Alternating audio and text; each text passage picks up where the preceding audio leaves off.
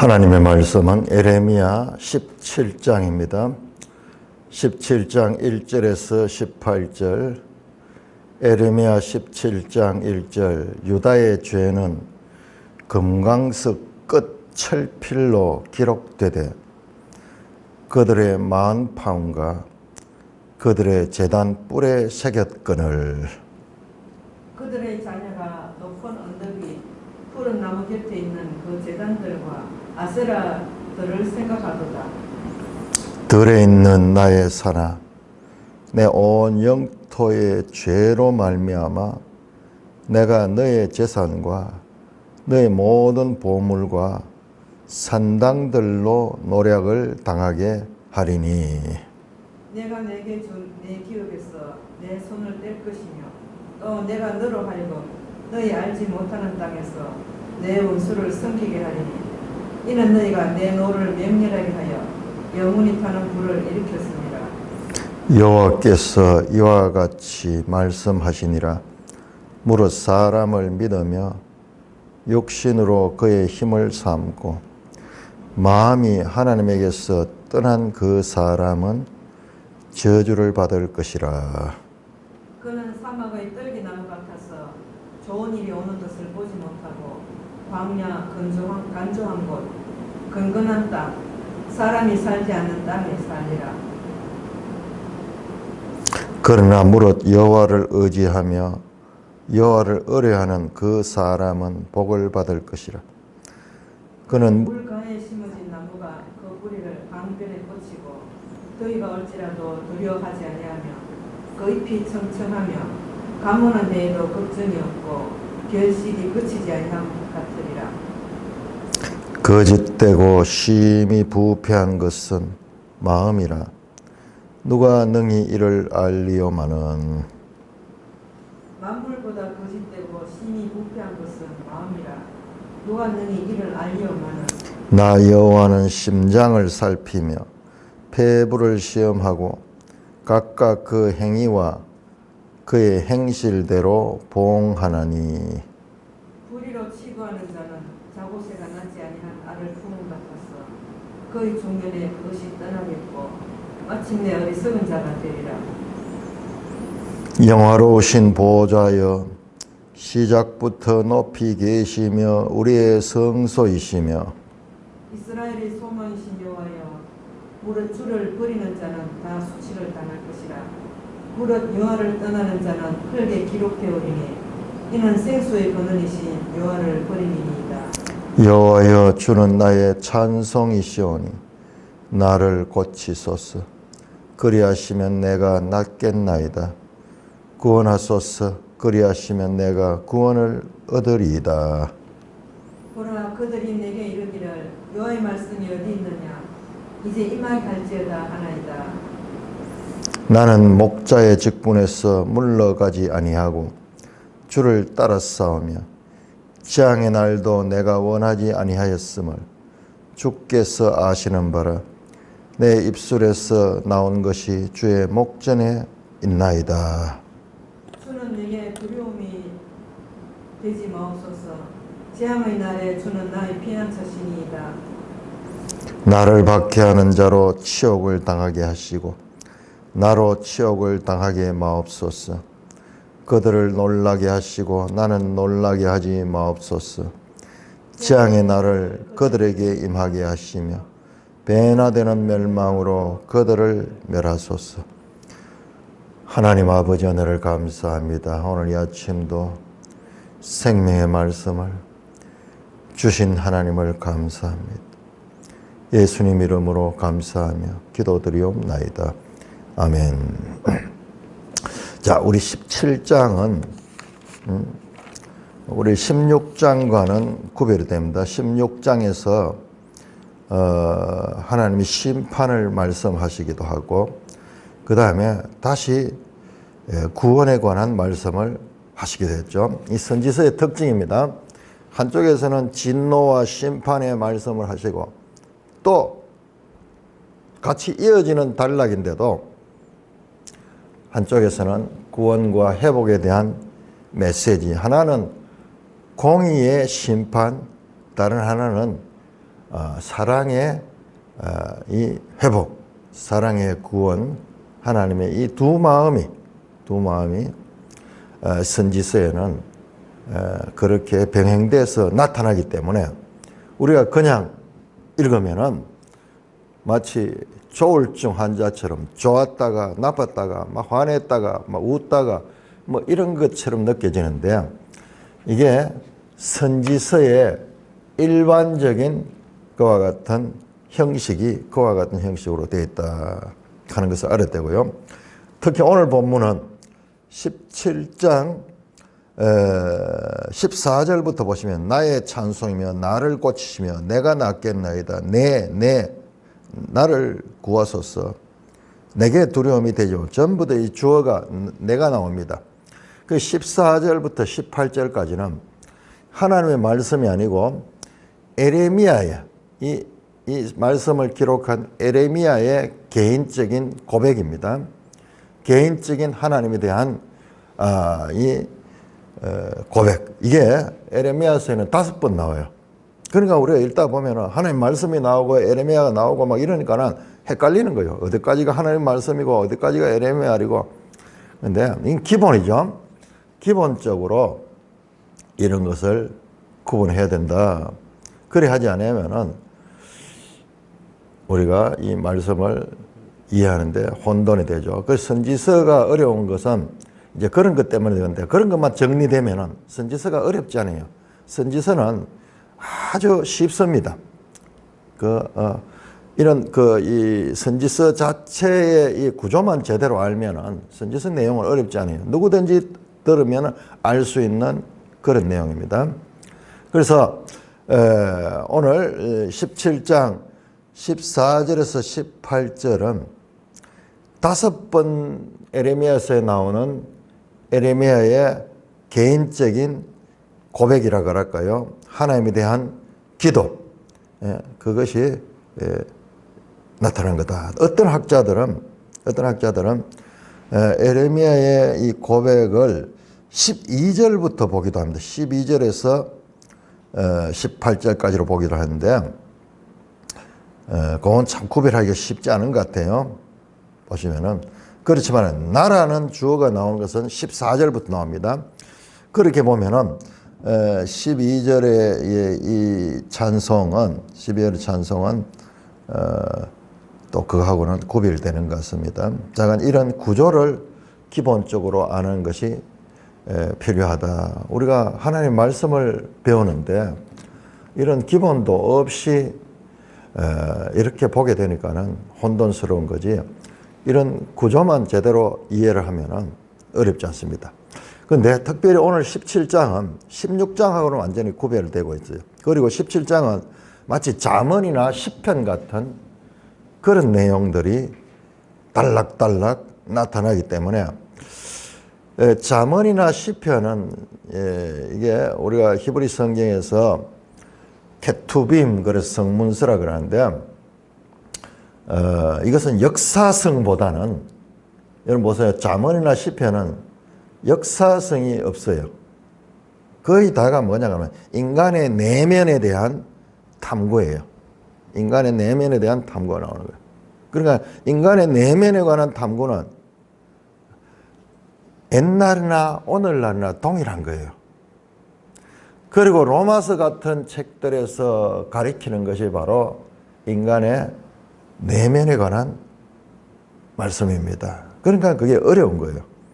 그래서 오늘 에레미야 17장은 에레미야서 가운데서도 아주 깊은 내용, 또한 잠언이나 실제로 시편이 나와요. 시편과 같은 그런 구조가 나타나는, 그러니까 선지서 안에서 여러 가지 문학적인 것과 같은 표현이 나타나고 있다. 자, 17장 1절입니다. 유다의 죄는, 자, 이런 부분은 다 죄를 다루고 있어요. 다 죄를 다룹니다. 마음을 다루고 죄를 다루는 거예요. 그러니까 이거는 인간 보편적인 거예요. 역사와 관계없이 과거의 이스라엘이나 저기 또 이방 나라나 오늘날 현대인이나 이 면에서는 동일한 거예요. 그들의 환경은 많이 달라졌지만 그러나 이게 인간의 본성에 관한 가르침이기 때문에 이것은 동일합니다. 자, 그래서 오늘은 아주 중요한 내용들이 나오기 때문에 앞에서 선지서를 볼 때 하고 앞에 봤던 내용들은 그냥 읽으면 거의 알 수 있는 내용이에요. 이건 좀 더 깊이 탐구를 해야 됩니다. 자, 죄를 다룹니다. 유다의 죄는 금강석 끝 철필로 기록이 되었다. 금강석은 뭐냐 그러면은 이게 다이아몬드예요. 다이아몬드. 가장 강한 그런 이 돌이죠. 가장 강한 거. 가장 강한 거. 그러니까 금강석 끝에 그다음에 철필로 기록이 되었다. 아주 새겨지는 거죠. 유다의 죄가 어떻게 그들의 마음판과 그들의 제단 뿔에 새겨졌다. 마음판에 죄가 그 마음에 새겨져 있는 거예요. 지울 수 없는 죄가 그 마음에 새겨져 있는 거예요. 그리고 그들의 제단 뿔에 새겨졌거늘. 자, 우리 선지서를 보면 계속 이런 병행법이 나오는데 마음판, 제단 뿔, 마음판에 기록되고 제단 뿔에 새겨졌다. 이런 것은 평행법이에요. 마음판과 제단 뿔이 서로 같은 의미의 다른 표현을 하고 있는 것입니다. 자, 그런데 우리가 여기 낯설잖아요. 저도 이 부분을 가지고 조금 많이 연구를 하게 됐는데 마음판과 제단뿔은 전혀 다르잖아요. 제단뿔은 성소 제단에 뿔을 이렇게 만들었잖아요. 내 모퉁이에다 뿔을 만드는데, 근데 우리가 열왕기 2장을 보면은 솔로몬이 이제 왕이 되고 솔로몬의 왕이 되는데 반대했던 아도니아 편에 있던 사람들, 그러니까 거기에 제사장 아비아달, 이 아비아달이 에레미야의 조상이에요. 그리고 요압 장군, 군사적으로는 요압 장군이, 그리고 종교적으로는 아비아달 제사장이 아도니아 편에 갔었는 거예요. 그런데 솔로몬이 이제 왕권을 잡게 되니까 이 사람들은 쫓겨나는 거죠. 그때 이제 요압이 자기에게 위협이 오는 것을 보고 어떻게 합니까? 저 성소에 가서 제단 뿔을 잡는 거예요. 제단 뿔을 잡으면은 죽이지 못하는 거예요. 제단 뿔을 잡으면은 그 죄인들을 죽일 수 없는 거예요.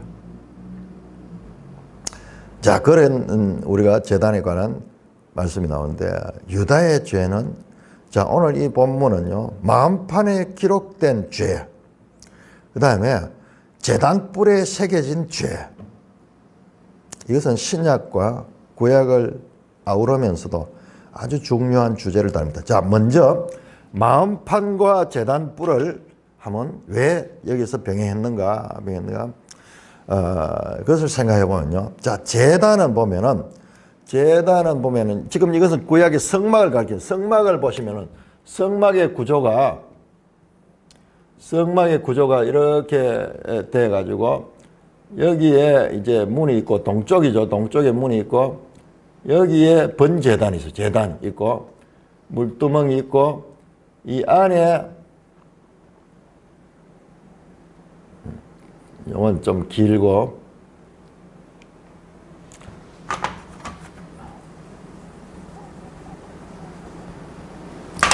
성소, 지성소, 요 번제단, 그 다음에 물두멍, 이렇게 있죠. 이 3분설로, 세 개로 분할돼서 이제 바깥 뜰, 이 제단이 있는 것은 이것은 뜰이고, 그 다음에 성소가 있고 지성소, 이 두 개로 나눠져 있죠. 그래서 인간의 마음과 이 제단이 닮아 있어요. 그래서 우리 사람을 나눌 때도 어떤 경우에 이렇게 나누죠. 영과 혼과 육으로 이렇게 나누는데, 소위 이걸 삼분설이라고 해요. 삼분설. 자, 여기도 3분되어 있어요. 뜰과 성소와 지성소. 이렇게 3분으로 되어 있다. 그러니까 하나님께서 이게 아주 중요한 의미를 가지는 것이, 이 사람의 마음과 성소가 닮은 구조로 되어 있다. 닮은 구조로 되어 있다 하는 것은 얼마나 중요하냐 그러면은, 그러니까는 이 제단에는 죄를 사하는 것이죠. 죄를 사하는 것이죠. 그리고 아까 말씀드렸듯이 제단 뿔에는 죄인들도 제단 뿔을 잡고 있으면 그걸 처리할 수 없는 그와 같은 상태입니다. 예수님께서 요한복음 2장에서 이 성전을 헐라, 물론 그것은 이 성막하고는 다릅니다. 그러나 성막의 기본 원리가 성전에 동일하게 이어지죠. 이 성전을 헐라, 그리하면 내가 새로운 성전을 세우겠다, 그 말씀하셨거든요. 이제 새 성전은 뭐예요? 심령성전. 거기에서는 안 나타나지만은 요한복음 14장에서 16장에 보면은 성령이 오셔서 너희 안에 내주할 것을 말하는 거예요. 성령. 이 제단이, 이 성막이 뭡니까? 결국 인간의 죄를 처리하는 곳이에요. 죄를. 이 번제단에서 짐승을 잡아서 그 피를 흘리고 그것을 태우고 그리고 그 피를 가지고 성소에 들어가고 지성소에 들어가서, 이 지성소는 holy and holy, 가장 깊은 것이죠. 그래서 1년에 한 차례 이 지성소에서 대속죄일의 모든 죄를 속하기도 하고, 그 다음에 개인적인 죄들을 여기에서 처리를 하는 거죠. 그러니까는 사람의 마음이나 이와 같은 성소가 같은 의미를 가진다 하는 이것은요, 얼마나 중요하냐 그러면은, 그러니까 문제가 뭐냐 그러면은, 문제가 이 성막이 바로 죄를 처리하는 곳이잖아요. 그렇다면은 이 인간의 마음에도 죄를 처리할 수 있는 그런 것이 되어야 되는 거예요. 그래서 성막은 하나님이 임재하는 곳이잖아요. 지성소에 하나님의 임재가 있잖아요. 그러니까 이게 신약에 오면은 성령 하나님이 우리 속에 와서 임재하는 거죠. 그러므로 the 마음판과 the tablet of the heart, 영어로 마음판과 그 다음에 horn of the altar, 제단의 뿔, 이것이 병치가 되는 그 이유가 바로 그와 같은 의미가 있습니다. 자, 이것을 우리가 신약 성경을 보면요, 더 깊이 이해할 수 있습니다. 자, 이거 얼마나 중요한 내용이냐 그러면은, 자, 우리가 이 고린도후서 3장 볼까요? 고린도후서 3장. 사도 바울이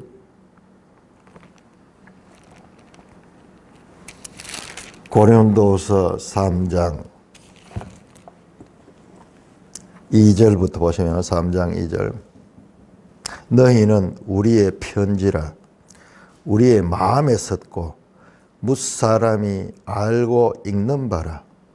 너희는 우리로 말미암아 다른 그리스도의 편지니 이는 먹으로 쓴 것이 아니요 오직 살아계신 하나님의 영으로 쓴 것이며 돌판에 쓴 것이 아니요 오직 육의 마음판에 썼다. 자, 이 육의 마음판에 죄가 철필로 기록되어 있던 그 상태에서, 지금 이게 새 언약을 이야기하네요. 새 언약을 이야기합니다. 자, 6절에 보면은 그가 우리를 새 언약에 일꾼 있다. 이 전체가 새 언약을 가리켜, 새 언약. 그러니까 우리가 이 에레미야 17장과 신약의 고린도후서 3장이 서로 울리는 것을 봐야 돼요. 이게 성경입니다. 이게 성경을 아는 거예요.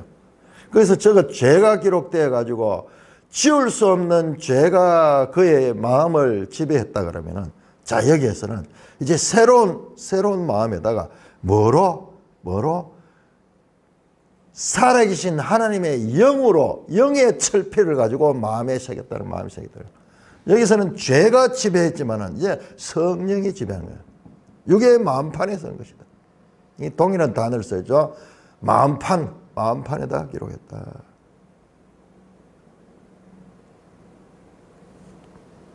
제가 가진 성경에 보니까 이 주석에 관주가 그렇게 나오네요. 잠언 3장 3절, 잠언 7장 3절, 에레미야 17장 1절, 방금 이거 나오네요. 우리 잠언 3장 한번 찾아볼까요? 잠언 3장도. 자, 이렇게 신약과 구약 성경이 연결되는 그런 것들을 우리 믿음의 선배들이 많이 찾았어요. 그렇지만은 새롭게 발견되는 것도 많이 있었어요.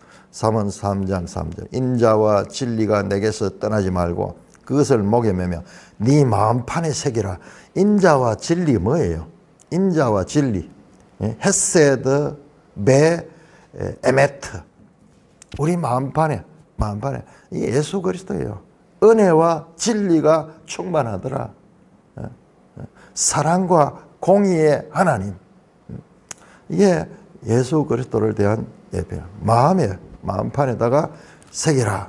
그 다음에 잠언 7장 3절 한번 볼까요? 그러니까 보세요.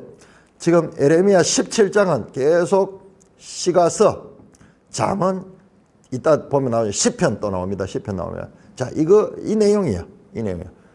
그냥, 그 당시에 어떤 서술적인 그런 내용이 아니고 아주 잠언 같은, 그와 같은 내용으로 구성이 되어 있다. 7장 3절에 보니까 7장 3절. 너는 이것을 내 손가락에 매며 이것을 네 마음판에 새겨라. 무엇을? 하나님의 계명. 하나님의 계명은 말씀을 간직하라. 말씀을 마음판에. 이 신약하면 예수 그리스도가 우리 가운데 계시게 하라. 그 말이죠. 자, 이렇게 서로 연결이 됩니다. 자, 고린도후서 3장 다시 돌아왔어요. 자, 육의 마음판에서 우리가 그리스도로 말미암아 하나님 향하여 이 같은 확신이 우리가 무슨 일인지 우리에게서 난 것 같이 스스로 만족할 것이 아니라. 내용이 거의 같아요. 뒤에 보면요. 전부 사람을 믿느냐 하나님을 믿느냐인데 여기도 마찬가지입니다. 우리로부터 나오는 게 아니다. 우리로부터 아니야. 하나님부터 난다. 우리는 내가 아니고 하나님께로부터 하나님을 의지하는 자. 뒤에 보면 내용이 그 내용 그대로 나옵니다. 그가 또한 우리를 새 언약의 일꾼으로 만족해 율법 조문을 하지 영으로 함이니 율법 조문은 죽이는 것이요 죄는 살린 거야. 자, 율법 조문에 의해서 죄가 드러났어. 유다의 죄가 드러났어. 그런데 여기서는 이제 성령으로 하는데 죄는 죽이는 것이고 성령은 살리는 거예요. 이게 새 언약입니다. 비교를 합니다. 이스라엘 자손들은 모세의 얼굴에 없어질 영광 때문에 그 얼굴을 주목하지 못하고 하물며 영의 직분으로 더욱 영광이 있지 않겠느냐. 우리 마태복음 하면서 많이 배웠죠. 이거 하물며 영법. 더욱더 모세의 법도 그렇게 영광스러웠다면 성령의 법은 얼마나 더 영광스럽겠느냐. 그러면서 8절에 정죄의 직분도 영광이 있은즉 율법은 정죄하는 기능을 가지고 있죠. 그러면 의의 직분은 영광이 있다. 성령은 우리를 의롭게 하는 거다. 의롭게 돼요. 영광되었던 것이 더 큰 영광으로 말하면 이에 영광될 것이 없으니 무슨 말이에요? 영광스러운 것, 더 큰 영광스러운 것. 자, 이렇게 이 구약과 새 언약, 옛 언약과 새 언약을 대조하고 있습니다. 자, 뿐만 아니라 자, 이 중요한 말씀은 모세오경에도 나오고 있습니다. 자, 신명기 10장. 우리 한번 신명기 10장. 자, 신명기가 아주 중요합니다. 신명기 10장.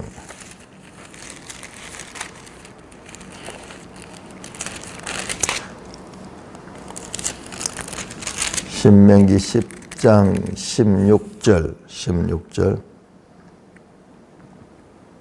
그러므로 너희는 마음의 할례를 행하고 다시는 목을 곧게 하지 말다. 이게 뭐냐, 목을 곧게 한다. 목이 뻣뻣한 거죠. 교만한 거, 교만한 거. 이게 하나의 관용적인 표현입니다. 그러면 어떻게 마음의 할례를 행하면은 이 목이 풀어지는 거예요. 꼿꼿한 목이. 마음의 할례가 안 되니까는, 마음이 굳으니까는 목이 꼿꼿하니까. 예? 이게 하나의 그림 언어 같습니다. 그러므로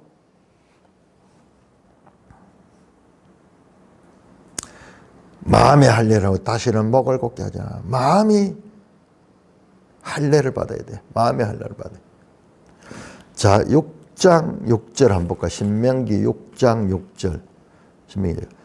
오늘 내가 내게 명하는 이 말씀을 너는 마음에 새기고, 마음에 말씀이 새겨져 있는 상태야. 이게 마음판에 죄가 기록된 것이 아니라 마음에 말씀이 기록된 상태야.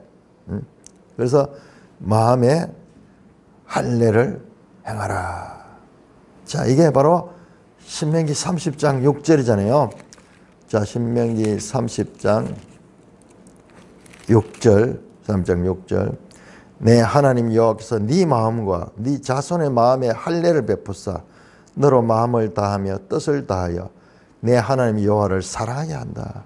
너로 생명을 얻게 한다.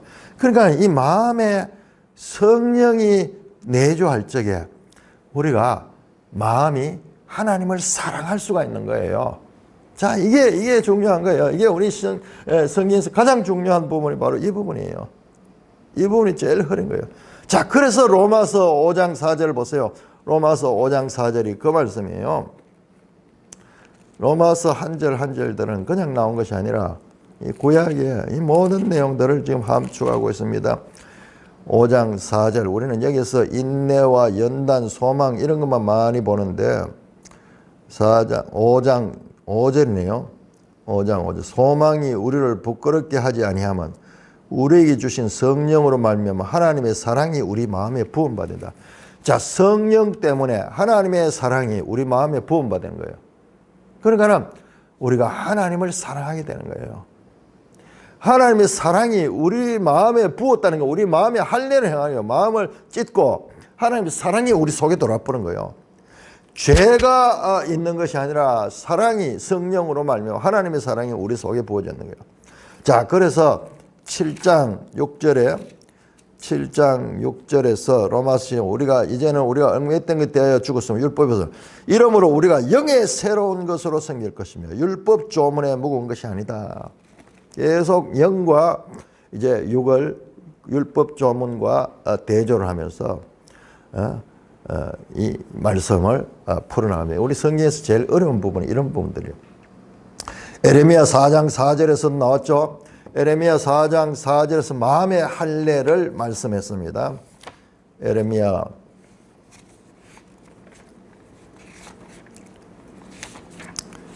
4장 4절. 유다인과 예루살렘 주민아 너희는 스스로 할례를 행하고 너희 마음 가죽을 베고 나 여호와께 속하라.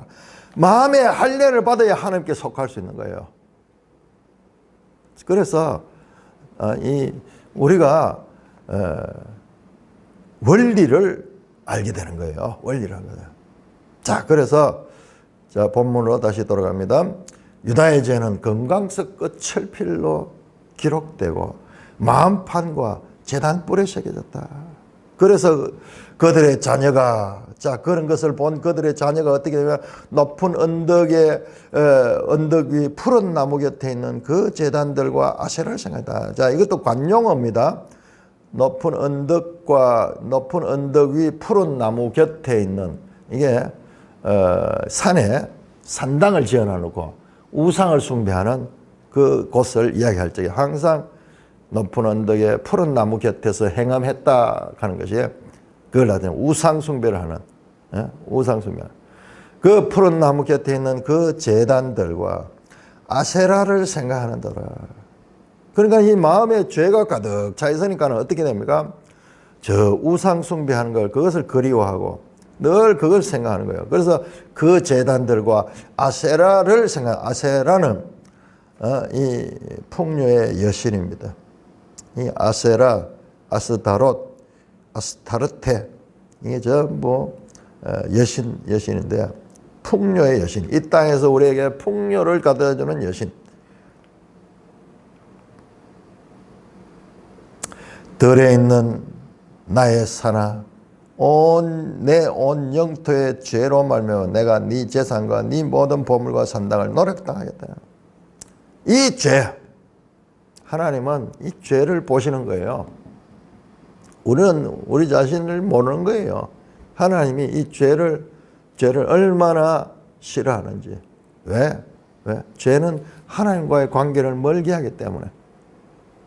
그 말은요, 반대로 하면 하나님은 우리를 사랑하시고 우리와 하나 되고 싶어 하시는데, 근데 죄가 우리를 하나님과의 관계를 멀게 하기 때문에 우리는 죄를 짓고도 하나님 왜 적하시는지 그걸 이해를 못하는 거예요. 그래서 하나님께서 심판합니다. 네 재산, 내가 너의 재산과 너의 모든 보물과 산당들로 노력을 당하여야 저 이방의 민족을 통해 가지고 너희 것을 다 빼앗아가겠다. 너희에게 형벌을 주겠다. 4절입니다. 내가 내게 준 내 기업에서 네 손을 뗄 것이며 또 내가 너로 하여금 너를 알지 못하는 땅에 내 원수를 섬기게 하여. 하나님께서 너를 징계하고 결과 알지 못하는 땅에 내 원수를 섬긴다. 저 이방 나라로 던져가지고 거기에서 종생을 하도록 하겠다. 계속 나오죠. 우리 16장 13절에서 나왔죠. 16장 13절에서도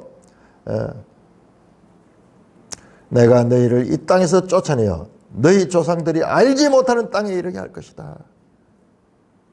자, 이제 에레미야를 통해 가지고 이제 곧 이와 같은 것이 일어납니다. 수년 내에 이와 같은 일이 일어나게 되는 건데, 자, 그 말씀을 합니다. 이는 너희가 내 노를 맹렬하게 하여 영원히 타는 불을 일으켰다. 하나님이 죄를 얼마나 싫어하는지 지금 알려주는 거예요. 우리한테도. 우리가 죄 좀 짓고 우리가 죄 짓는 게 하나님하고 무슨 상관이 있어? 하나님 그거 가지고 뭐 진노할 수 있어? 하나님을 우리에게 하나님은 죄에 대해서는 관대할 수 없는 거예요. 사랑하는 자녀가 죄로 말미암아 하나님과 멀어지게 되면은 그것은 나중에 멸망으로 가는 길이고 하나님의 뜻이 아니기 때문에 그 부분을 지적을 하는 거예요. 우리 어제 앞에 나왔잖아요. 그들이 왜 그러시는지 16장 에레미야가 심판에 대해서 하나님의 뜻을 전하니까는 우리가 뭐 잘못했는데 우리 죄가 뭔데 죄를 모르고 있잖아요. 우리도 마찬가지요. 이 성경이 없으면은 우리가 죄가 뭔지도 모르는 거예요. 그냥 사회적인 이와 같은 질서를 깨트리는 것 정도로 생각하는 거예요. 이 세상에 아는 죄는 그거잖아요. 그러나 그 죄는 근원적으로는 하나님과의 관계가 깨지는 것이고 영원한 멸망으로 가는 것입니다. 세상은 알 수 없어. 세상은 그저 죄를 갖다가 세상의 질서를 깨트리는 것이기 때문에 그를 형벌을 줘가지고 그 죄를 억제하겠다 하는 그런 정도지만 그건 본질이 아니에요. 본질은 하나님과의 관계의 단절이기 때문에 우리는 성경을 통해서 하나님이 죄를 얼마나 싫어하시고 그 죄에 대해서 경고를 하시는지. 그래서 이스라엘이 저 남의 나라에 포로로 가는 것, 이와 같은 것들을 지금 멸망의 이유를 알려주는 겁니다. 그냥 멸망당하면서도 이유를 모르잖아요. 그럼 하나님 뜻이 아니거든요. 그래서 하나님 선지자를 통해서 자신을 알려주는데 우리는 덤으로 우리가 하나님이 어떤 성품을 가지고 계신 분인가 그것을 알게 되는 거죠. 5절입니다. 여호와께서 이와 같이 말씀하시니라. 무릇 사람을 믿으며 육신으로 그 힘을 삼고 마음이 여호와에게서 떠난 그 사람은 저주를 받을 것이라. 그는 사막의 떨기나무 같아서 좋은 일이 오는 것을 보지 못하고. 자, 거기 보면 보세요. 5절에서 8절 부분은 전체로 봐야 됩니다. 자, 5절은 저주를 받을 것이다 돼 있죠. 그 다음에 7절은 보세요. 복을 받을 것이다. 이 5절에서 8절까지는 두 개의 대조되는, 마치 잠언에서 이런 것을 많이 이야기하죠. 잠언에서 많이 이야기하듯이 두 개의 대조되는데, 이것이 복 있는 자와 그리고 저주를 받는 자에 대한 말씀 뿐만 아니라 복과 저주는 뭡니까? 복과 저주는 신명기 28장에 이제 말씀을 탁 주고 난 다음에 너희가 이 말씀을 순종하면 복을 받고 불순종하면 저주를 받는다. 그 말씀이 나오죠. 이 복과 저주를 선포합니다. 자, 어떻게 하면은 복을 받는가? 먼저 저주를 받는 것을 먼저 이야기합니다. 사람을 믿으며 아담 믿으며 육신으로 그의 힘을 삼고, 아니 사람을 믿고 살지 사람을 불신하고 사는가? 그리고 우리 육신을 가는데 육신을 가져야 되는 거지. 육신으로 우리가 힘을 쓰고 그 노동도 하고 그렇게 살겠지. 자, 여기는 그 차원이 아니에요. 자, 여기에서 사람을 믿으면은 7절에 보면은 여호와를 의지하며 여호와를 의뢰하는 것과 대조되는 거예요. 자, 그래서 이 구조가 대조가 되어 있다는 것을 알고 봐야 돼요. 사람을 믿으며 육신으로 그의 힘을 삼고 마음이, 자, 이런 사람은 어떤 여호와에게서 떠난 사람, 그러니까 사람을 소망하면서 하나님을 떠난 상태를 가리킨 거예요. 그래서 사람을 믿는, 보세요. 이걸 보면 이제 명확하게 드러나요. 문재인이 와가지고 사람이 먼저다 하는 이야기가 문재인 이야기 아니고, 그 앞에는 저 신영복, 그 다음에 저 북한의 인민조선 민주주의 공화국, 그쪽의 주장이에요. 그쪽의 주장이 헌법에 보면 거기 딱 나와요. 사람 중심의 나라다. 사람 중심. 그냥 사람 중심의 나라지. 우리도 다 사람이지. 여기서 말한 것은요, 하나님을 배제한 사람이에요. 그럼 우리가 여기에 속는 거예요. 다 휴머니즘 얼마나 좋아요. 다. 그러나 이 사람은 하나님을 떠난 사람이에요. 사람이 하나님 자리에 있나, 그것은 저주를 받는다. 그 저주의 결과가 뭐냐? 그는 사막의 떨기나무 같아서 좋은 일이 오는 것을 보지 못하고 광야 간주한 곳 근근한 땅, 사람이 살지 않는 땅에 살게 될 것이다. 광야에 간주한 것은 소금 땅 같은, 소금 땅. 요번에 무슨 그 잼버리 대회를 하는데 저기 새만금에 그게 간척지라 그래. 간척지에는 아직까지 거기에 소금기도 많고 이래가지고 나무가 한 포기도 없다 그러잖아요. 그리고 아직까지 거기에 무슨 이 해충들도 많이 있고 이런 곳이. 그리고 근근한 땅, 메마른 황폐한 땅입니다. 광야. 그러니 사람이 살 수 없는 곳. 사막의 떨기나무 같아서. 떨기나무는 사막에 있는 나무인데 이건 참 건조하죠. 좋은 열매를 못 맺는 그런 날카로운 가시를 가지고 있는 그런 나무. 그렇게 된다. 왜? 하나님께 뿌리를 내리고 있지 않기 때문에 그렇다. 그림으로 선명하게 가르쳐 줍니다. 반대로 그러나 7절입니다. 그러나 역전접속사죠. 무릇 여호와를 의지하며 여호와를 의뢰하는 자는, 앞에는 사람을 믿으며 육신으로 그의 힘을 찾아. 자, 여기에 5절에 육신 가는 게 여기에요. 육신 가는 것이 여기 헬라어로 바사르인데 이게 히브리어죠. 히브리어 바사르. 자, 헬라어가 되면 뭐냐 그러면 이게 우리가 헬라어 할 때 그렇게 많이 나왔던, 로마서 할 때 많이 나왔던 사륵스에 사륵스. 육신. 육신으로서는 할 수 없다. 육신으로 할 수 없다. 그러니까 이게 로마서가 그냥 나온 것이 아니고 이와 같은 구약 배경에서 나타나고 있는 것을 보게 됩니다. 육신으로. 바사르. 자, 이거 하나님과 함께 할 수 없는 거예요. 하나님과 함께. 그러니까 이것이 하나님이 없는 것이에요.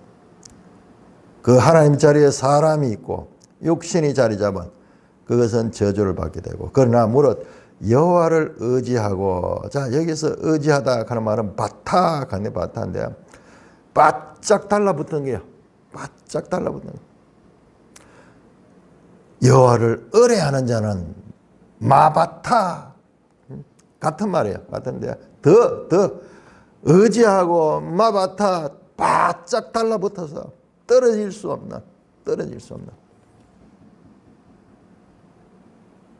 그런 사람은 복을 받는다. 자, 신명기 4장 한번 볼까요? 신명기 4장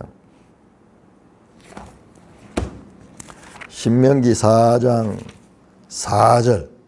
신명기 4장 4절 보면은 오직 너희 하나님 여호와께 붙어 떠나지 않는 너희는 오늘까지 생각한다. 자, 여기서 붙어 떠나지 않는, 이게 다바크 하는 건데요.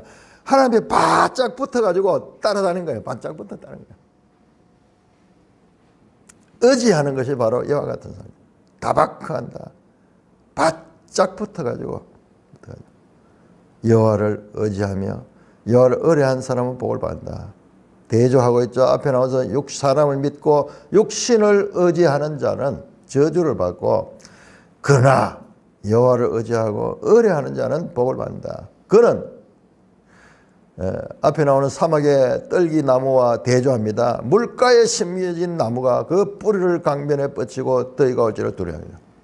앞에는 사막의 떨기나무고, 자, 여기는 물가에 심겨진 나무, 그 뿌리가 강변으로 뻗쳐가지고 더위가 올지라도 두려워하지 아니하며 그 입이 청청하며 가무는 해도 걱정이 없고 결실이 거치지 아니하는, 그것이 바로 여호와를 의뢰하는 자의 결과다. 자, 이거는요, 시편 1편 3절의 말씀을 그대로 가져왔습니다. 복 있는 사람은 누구냐? 복 있는 사람은 이와 같은 상태를 가지게 된다. 자, 사람을 믿느냐? 자, 하나님을 믿느냐? 자, 근데 이 사람을 믿는 사람은요, 그 앞에 나오는 우상숭배와 연결이 돼서, 우상과, 그것이 바로 죄가 그를 지배하는 거예요. 그래서 우리는 사람을 믿는 것이 얼마나 좋은 것인데, 그리고 세상의 학문들 보세요. 전부 휴머니즘, 인간의 사상들은 다 인본주의. 그런데 그것이 크면 클수록 하나님과의 관계가 멀어지는 거예요. 그러니까 이게 악 가운데 악인 거예요. 자기들대로는 최고의 선을 행한다 하면서 인간 존중의 사상을 가지는 것 같지만 실제로 하나님을 삶에서 분리해버리고 결과 악을 선이라 생각하고 어둠을 빛이라 생각하는 어리석음이 바로 그와 같은 거예요. 그러니까 인본주의의 극치가 정치 사상으로 나서는 게 저 유물론 공산주의인데, 오늘날 보세요. 거기만큼 인간이 압제당하고 고통당하며 이 지구상의 문제를 일으키는 집단이 어디 있어요? 그 역사를 통해서 증거를 하고 있는 것입니다. 사람을 믿어야지. 여기서 사람을 믿는다는 것은 하나님을 믿지 않는 것을 나타내는 것이기 때문에 의미를 우리가 바르게 알아야 되는 것입니다. 잠언 같죠? 잠언같이 탁 단락을 통해 가지고 대조하면서 저주받는 삶과 복을 받는 삶을 말씀하고 있는 것입니다. 그 결과가 어떻게 내가 그림을 그려가지고, 하나는 사막의 떨기나무 같이 자기 이 뾰족뾰족한 가지를 가지고 그렇게 열매 없이 존재할 수밖에 없는, 공급받는 게 없으니까 그러나 하나는 물가에 심겨진 나무처럼 사철 푸르고 그리고 열매를 많이 맺는 이런 상태가 된다. 그림을 통해서 하나님을 믿어라. 하나님을 믿어라. 그렇게 말씀을 하고 있는 것입니다. 자, 그러면서 9절에 나옵니다. 9절에 만물보다 거짓되고 심히 부패한 것은 마음이라. 누가 능히 이를 알려나. 아무도 모른다 이 말이야. 누가 능히 알려나. 여러분, 이 말씀이 어디에 나오는 거예요? 바로 로마서 11장 34절 35절. 누가 들여서 갚음을 받을 수 있냐? 누가 그 모사가 될 수 있겠느냐? 누가? 아무도 할 수 없다. 아무도 할 수 없다. 누가 이를 알겠느냐? 아무도 모른다는 거예요. 뭐? 만물보다 거짓되고 심히 부패한 것이 마음이기 때문에 마음이라는 것을 누가 아느냐? 우리 이 마음을 가장 이 중요한 것으로 다루잖아요. 하나님 없는 사람들 보세요. 마음 수련하고 마음을 잘 닦으면은 뭐 행복한 삶을 산다고 그러는데, 그러나 이 마음만큼 부패하고 거짓된 것이 없다. 아무도 이거 모른다 너희들은. 왜 그런가? 그 마음에 죄가 그 마음을 지배하기 때문에, 죄가 그 마음을 지배하기 때문에 다 속고 있는 거예요. 속고 있는 거예요. 마음을 잘 수단하고 마음을 잘 닦으면 내가 선하게 될 수 있다. 그렇게 생각하지만 그것은 무지한 생각이다. 이 마음이 새롭게 돼야 돼. 이 마음에 죄가 아니라 성령이 들어야 돼요. 성령이 들어야 돼요. 그러니까 이 마음의 문제를 중요하게 지금 다루고 있는 거예요. 그러니까 이게 신약을 지금 받쳐주는 거예요. 신약에서 예수님 오셔서 이 마음을 새롭게 하는 일을 하는, 마음을 새롭게 하는. 만물보다 거짓되고, 자, 여기 거짓되다 하는 말이 원어로 야곱의 이름이 속이는 자. 야코브. 심히 부패한 것이 마음이라. 여기서 마음은 레브. 누가 능히 이를 알려면 나 여호와는. 자, 이 마음 문제에 대해 가지고 아무도 사람 모르는 거예요. 지금 전부 속고 있는 거예요. 마음이 가장 부패한 거다. 여러분 예수님 말씀과 한번 연결해 보세요. 예수님께서 그 바리새인들이 손 씻지 않고 음식을 먹는다고 예수님 제자들을 욕했을 적에 당신 제자들은 그렇게 이 불결하고 법을 지키지 않는다 그렇게 할 때 예수님께서 사람의 입으로 들어온 것이 아니라 사람의 마음으로부터 나오는 것이다. 마음이 여기 모든 더러운 것의 처소다. 더러운 것 처소다. 그렇게 말씀. 그래서 그 집에서 나오는 것, 그것이 더러운 거다. 밖에서 들어가는 것이 더러운 것이 아니다. 그렇게 말씀했죠. 나 여호와는 심장을 살피고 폐부를 시험하고 각각 그 행위와 그 행실대로 보응한다. 자, 심장이 뭐고 폐부가 뭔가? 자, 심장은 레브로 되어 있고 폐부는 킬야 하는 단어를 쓴대요. 심장은 그냥 마음 갈 때 앞에 썼던 마음이라 할 때 그 단어를 쓰고 있어요. 레브고. 그 다음에 폐부는 킬야, 이거는 신장, 콩팥. 신장이 콩팥. 그것을 가리키는 거예요. 자, 그런데 참 놀라운 것은요. 우리도 보면은 이런 말을 많이 써요.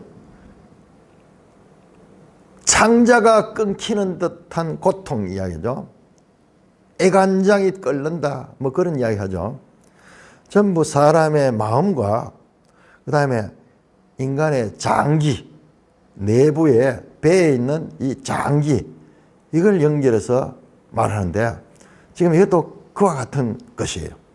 자, 우리말에도 간 크다. 그놈 간 크다 할 때 그 간이 뭐예요? 실제는 장기를 가리켜요. 장기. 담대하다 그러지. 담대하다. 그 담이 뭐냐? 이 한자로 설계예요, 설계. 그러니까 설계 없는 놈 그런 소리를 하는데 같은 거예요.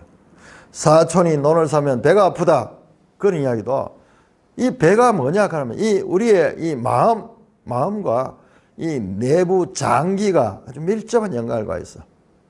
그래서 모든 감정과 그리고 어떤 이 애정 뭐 이런 감정의 처소가 심장과 폐부. 여기 심장은 그냥 우리 이 심장을 이야기하는 거 아니에요. 마음이고 폐부도 무슨 그 딴 거 아니에요. 장기가 아니고 여기 콩팥을 가리키는. 그래서 하나님은 그 내면 우리 아까 그 성소를 받을 때 성소와 지성소가 있듯이요. 우리 마음 가운데서도 정신 영역, 혼의 영역이 있고 영의 영역이 있는데 이것을 하나님 다 보시는 거예요. 나 여호와는 심장을 살피며 폐부를 시험하고 각각 그 행위와 그 행실대로 보응한다. 자, 하나님은 심판할 때 사람들은 그냥 겉모습만 보고 그렇게 심판. 하나님은 그 속까지 다 보시고 하나님의 판단은 공정하다. 그냥 눈앞에 들어오는 현상적이게 치우치지 않고 그 속에 있는 것들을 그렇게 공정하게 판단한다. 인간의 마음이 얼마나 부패한 것인가 알기 때문에 우리는 이거를 슬쩍 잘 이렇게 컴프라치하고 좋은 말 많이 하고 뭐 정의로운 이야기하고 그러면 알고 있는데 지금 우리나라에 지금 보니까는 민주화 운동을 했다는 사람들이 지금 제일 더 오히려 부패하고 더 오히려 가식적인 것을 막 드러나고 있잖아요. 막 드러나고. 11절입니다. 불의로 치부하는 자는 자고새가 낳지 아니한 알을 품은 것 같아서 그의 중년에 그것이 떠나 마침내 어렸으나 이건 진짜 완전 잠언이야 지금. 에레미야 17장은 한 단락이 잠언과 같아. 뭡니까? 불의로 치부하는 자, 부정축제자. 자고새가 낳지 아니한 알을 품은 것 같아. 자고새하는 새가 있는데 이거는 자기 알을 품는 게 아니고 다른 새의 알을 품는 거야. 다른 새의 알을 품는. 그런데 자기 새끼같이 이렇게 알고 품고 있어. 나중에 이게 큰 새가 나오는 거예요. 그러니까 다 떠나가는 거야. 다 떠나가 버려. 그 어미가 그냥 품어주기만 하고 나중에 그 새는 어미를 버리고 다 어미하고 관계없는 새니까. 그의 중년에 그것이 떠나겠고 마침내는 어리석은 자. 여기 마침내는 말년에 중년에 떠나고 말년에는 어리석게 된다. 비참하게 된다. 요 세 번역에 이렇게 부정축제자는 남의 알을 품는 자고새처럼 반생도 못 살아 재산을 당진하고 말년에는 어리석은 자 신세가 될 것이다. 이 반대로 뻐꾸기 가는 새가 있잖아요. 뻐꾸기는 새 알을 낳아가지고 나무 새한테다가 나무 둥지에다가 자기 그 알을 넣어가지고 그를 품게 한다 그러잖아요. 이 자고새하고는 좀 반대되는 것 같은 뻐꾸기는 그래서 지 알을 낳아 지가 안 품고 딴 새가 품도록 그렇게 만들어진다. 그렇듯이 남의 알을 품어 새끼를 치지만은 그 어미를 떠나는 새의 신세가 새가 된다. 그래서 돈을 버릴 때 불의한 방법으로 돈을 버리면 안 된다. 젊은 시절에 제가 물질을 추구하면서 어떤 방법이든 수단 방법도 아니냐고 어떻게 부동산 투자를 하든지 뭐 이런 걸 해가지고 돈을 많이 버려보겠다. 수단 방법까지 가리지 않고 하겠다. 하나님께서 그걸 하지 못하게 해준 것이 얼마나 감사한지 몰라요. 그래서 내가 원하는 대로 비싼, 그 당시로는 이 경산 이런 쪽은 뭐 땅이 뭐 그냥 헐값이죠. 시골 농토니까. 그 사고 뭐 이래가지고 부동산으로 돈을 버리고 이랬으면은 어떻게 됐을까요? 그래서 좋은 차 몰고 거들먹거리면서 뭐 그렇게 살지 않았을까요? 그러나 하나님께서 그렇게 아니에요. 그리고 이러한 불의로 축제한 사람들의 삶이 다 나중에는 비참하게 됩니다. 노력하지 않고 한 것이 뭔가 자기는 이제 완전하게 했는 것 같지만은 그러나 하나님 보시기에는 어수룩하게 그렇게 돼서 오히려 그것이 화가 되는 경우를 우리는 지금 주변의 사람들의 삶을 통해서도 보게 되는 것입니다. 자, 오늘 여기까지 보고요. 그 다음 부분은 17장. 17장 아주 내용이 깊은 내용이죠. 잠언처럼 중요한 내용이죠. 그래서 나머지는 17장 나머지 후반부절과 함께 내일 살펴보도록 하겠습니다. 찬송가 292장입니다.